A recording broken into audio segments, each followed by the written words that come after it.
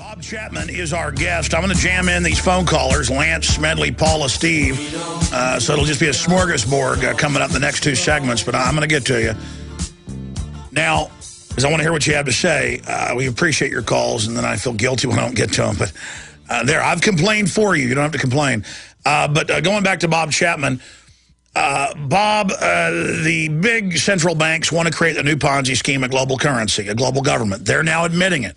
They're now offering that as a solution to all the problems that they generated.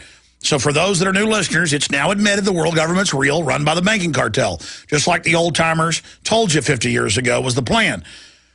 So that's a foregone conclusion. The question is, what will it be backed in? Well, when you read the IMF and World Bank plans, the UN statements, Steve Forbes in Forbes, they're all saying that it's going to be gold-backed, or at least partially gold-backed. And obviously, that's because the globalists have been hoarding gold. Now, some then argue against a gold-backed currency because they've done that.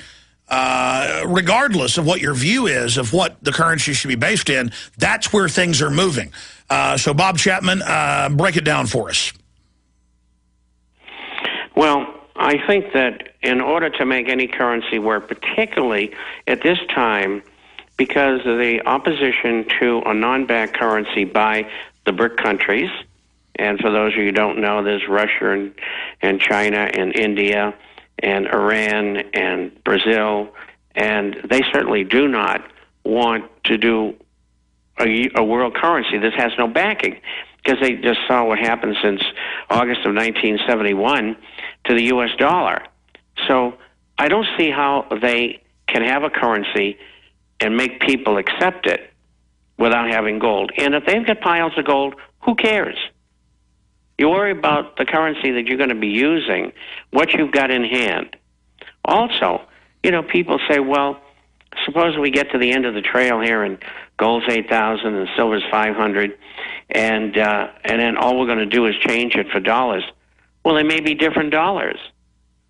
And there's no rule that says that you have to exchange your money, exchange your gold and silver for dollars.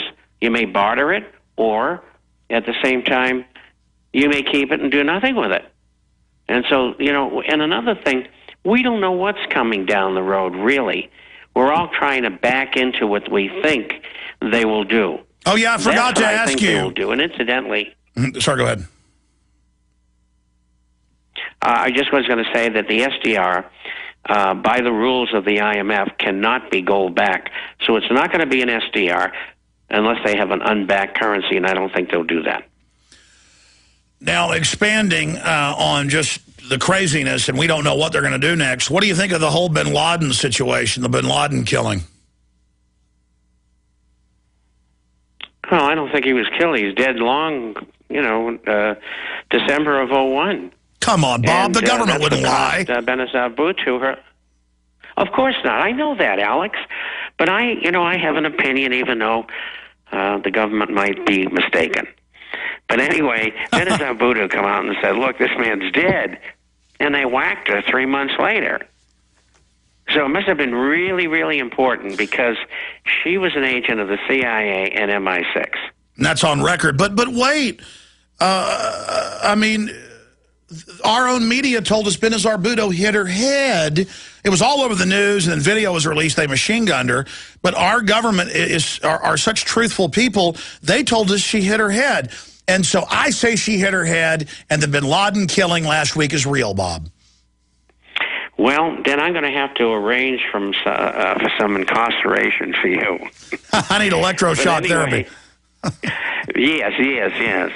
Like they used to do in the 30s, which is horrible. Bob, the government's lied to us over and over again and been caught lying. I think it's insane that you don't trust them. When people lie to you over and over again and have been caught committing every crime you can imagine, that means they're good people, and you believe the next thing they tell you. You are a weirdo. Well, that's probably true, and I've been told that for a long, long time. But there's about probably 40 to 50% of the population that is waking up to the fact that these things that government does are not real. No. They're not waking up. They're going insane like you have. Mm-hmm. I think it's insane. And that's all over the world. Listen, I've got people writing to the SEC and the CFTC about the market rigging, and the letters are coming from Russia and Italy and all over the place. And I wonder what the two regulatory agents are thinking. Hey, these letters are coming from all over the world. I mean, they know what we're doing. Well, no. This is a mass delusion. Ben Bernanke cares about us. The Federal Reserve are good people. Henry Paulson getting $200 million of his own bailout money that he directed from the Treasury. That's normal. And bin Laden was killed a week and a half ago. It's all true. And Obama cares about us. And the Supreme Court of Indiana getting rid of the Fourth Amendment is good. And if you like the Fourth Amendment, you're an extremist. And the TSA sticking their hands down your pants, that's good. Visit Infowars.com and PrisonPlanet.com. When you're on the site, you can also tune in 24 hours a day to my daily radio broadcast. There's also a free iPhone app to listen to the syndicated radio show when and where you want.